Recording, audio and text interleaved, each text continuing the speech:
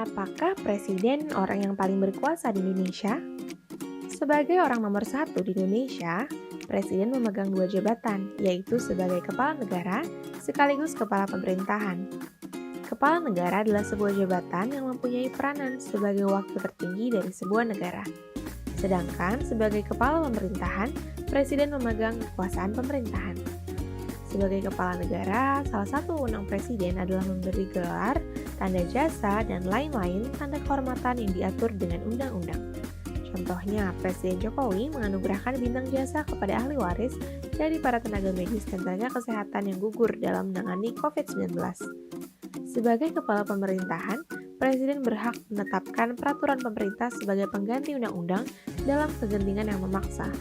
Kewenangan ini biasa kita kenal sebagai kewenangan untuk membuat perpu. Masih ingat kan apa yang terjadi pada tahun 2017? Pemerintah resmi menerbitkan Perpu 2 tahun 2017 tentang organisasi kemasyarakatan.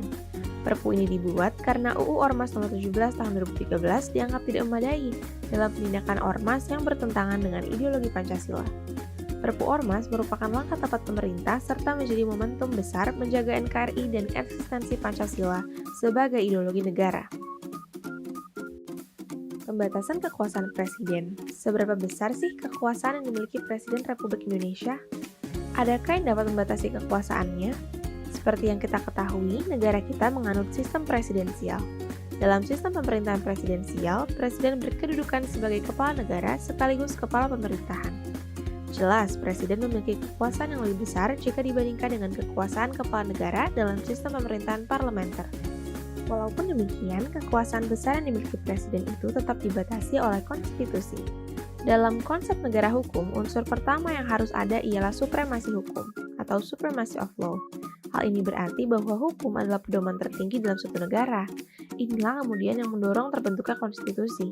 Konstitusi memiliki fungsi yang khas, yaitu membatasi kekuasaan pemerintahan agar tidak bertindak sewenang-wenang kepada rakyat.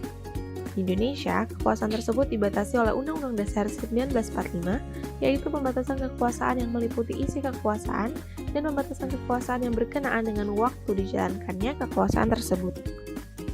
Pembatasan masa jabatan presiden. Terdapat hubungan antara kekuasaan presiden dengan masa jabatan presiden. Dengan membatasi jabatan presiden, maka kekuasaan presiden pun dapat dibatasi.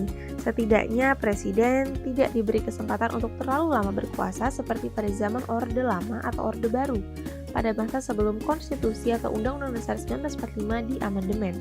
Pada masa itu, presiden berpotensi untuk berkuasa dalam jangka waktu yang lama dengan kekuasaan yang sangat besar. Kita semua tentu tahu bahwa setiap orang yang berkuasa punya kecenderungan untuk senantiasa berusaha memperbesar kekuasaannya. Semakin besar kekuasaan, tentu saja semakin rentan terhadap penyelewengan. Semakin besar dan semakin mutlak kekuasaan yang dimiliki, maka makin pasti tingkat penyelewengannya. Itulah sebabnya mengapa masa jabatan Presiden Indonesia dibatasi dalam kurun waktu maksimal 10 tahun atau 2 periode menjabat.